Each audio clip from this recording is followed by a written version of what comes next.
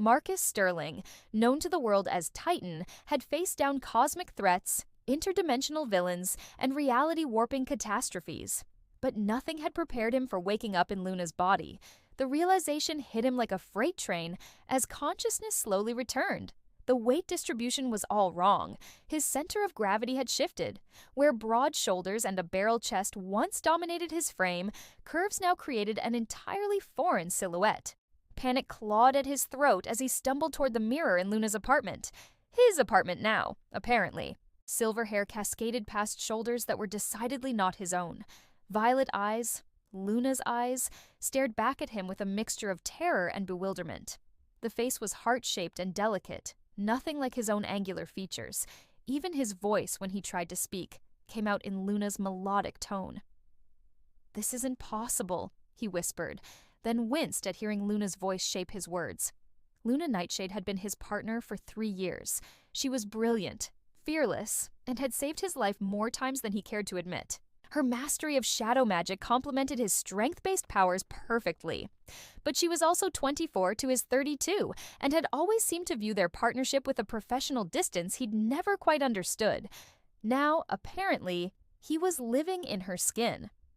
Marcus, though thinking of himself by that name felt increasingly strange, tried to access his powers. Instead of the familiar surge of super strength and near invulnerability, shadows responded to his call. They writhed around his fingers like living things, cool and oddly comforting. Luna's powers in Luna's body. The magic felt intuitive in a way that disturbed him, as if some part of him had always known how to weave darkness into solid constructs. His phone buzzed. Luna's phone. The caller ID showed his own name. Marcus Sterling. With trembling fingers, he answered. "Marcus?" His own deep voice sounded strange coming through the speaker. "Thank God you're awake. Something's happened." "I know," Marcus interrupted, then caught himself. How was he supposed to explain this? "I mean, I think I know. You're in my body, aren't you?" A pause. "How did you know? Marcus, this is impossible. I woke up and I am 6'3" and built like a brick wall," Marcus supplied dryly. "Yeah, welcome to my world. Literally." They agreed to meet at their headquarters, a converted warehouse on the industrial side of the city. Marcus struggled with Luna's clothing, everything fitting differently than he expected. The tactical suit felt tight in places and loose in others. Her boots had a slight heel that made walking an exercise in concentration. When he arrived, seeing his own body waiting for him was surreal. Luna, in his form, stood with his characteristic wide stance, but something about the posture was off. She held herself more carefully, less casually dominant. "Any ideas what caused this?" Luna asked, and it was profoundly weird hearing his own voice speak with her cadence and speech patterns. Marcus shook his head, silver hair swaying with the movement. "The last thing I remember was that fight with Kaleidoscope. She was ranting about walking in someone else's shoes and understanding true perspective." "The empathy villain," Luna mused. "She's pulled mental switches before, but never physical body swaps." They spent hours researching, but their usual databases yielded nothing helpful. As the day wore on, Marcus found himself becoming more aware of the subtle differences in how Luna's body moved through the world. People looked at him differently. Some with appreciation he found uncomfortable, others with a dismissiveness that sparked unfamiliar anger. When a barista at their usual coffee shop completely ignored him while fawning over Luna in his body, Marcus felt a flash of indignation. "Does that happen often?" he asked once they'd left the shop. Luna was quiet for a moment. "More than you'd think. It's one of the reasons I keep our partnership professional. People already assume I'm just the girl's sidekick. If they thought we were involved romantically, it would get worse." Marcus hadn't realized. In his own body, he commanded immediate respect and attention. He'd never noticed how differently people treated Luna, how they looked past her or diminished her contributions. That evening, alone in Luna's apartment, Marcus found himself exploring more than just her powers. Her bookshelves revealed philosophy texts, advanced theoretical physics, and poetry.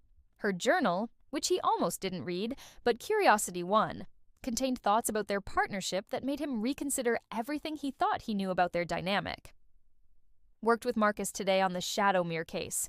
He's brilliant tactically, but sometimes I wonder if he sees me as an equal partner or just useful support.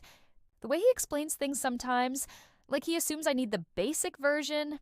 I have 3 degrees, but he sees the young woman first. The entry was dated 6 months ago. Marcus felt shame burn in his chest. Had he really been that condescending? Looking back, he could remember moments, cutting her off mid-explanation, making decisions without consulting her, taking credit in interviews for strategies that had been her ideas. The next morning brought a crisis that demanded their attention. A new villain was holding downtown hostage with some kind of emotion manipulation device. They had no choice but to respond, body swap, or no body swap. Fighting in Luna's body was a revelation. Marcus had to rely on strategy instead of brute force, on precision instead of overwhelming power.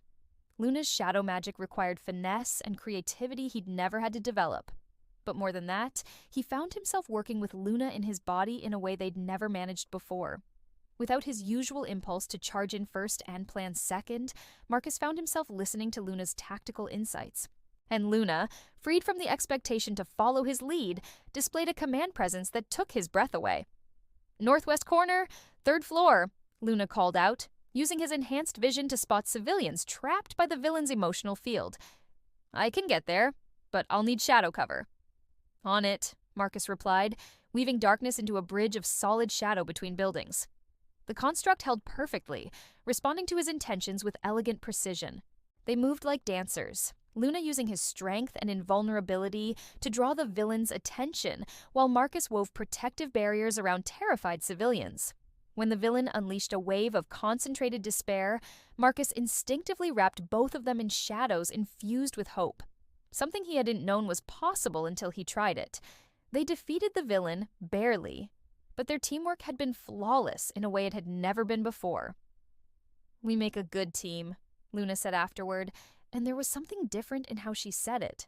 Even in his deeper voice, there was a confidence he'd never heard before. "We always did," Marcus replied, then paused. I don't think I was paying attention." As days passed without finding a cure, Marcus began to understand Luna in ways he'd never expected. The constant low-level awareness of how others perceived him, the need to prove himself twice as hard, the casual dismissals and interruptions he'd never noticed when they were directed at her instead of him. But he also discovered strengths he'd never recognized. Luna's approach to problems was more intuitive, more creative.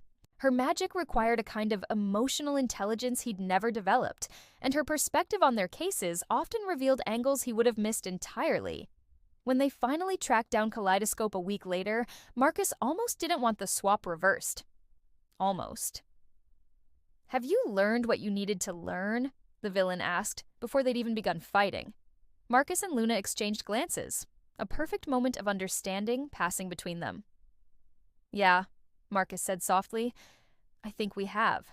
The reversal was instantaneous. One moment Marcus was looking up at his own body, the next he was looking down at Luna. But something fundamental had shifted. When Luna met his eyes, there was no professional distance, no careful boundaries. "Partners?" she asked, and the word carried new weight. "Partners," he agreed, and for the first time, he truly meant it. They'd walked in each other's shoes, quite literally. And in doing so, they'd found something neither of them had known they were missing, not just understanding, but genuine equality.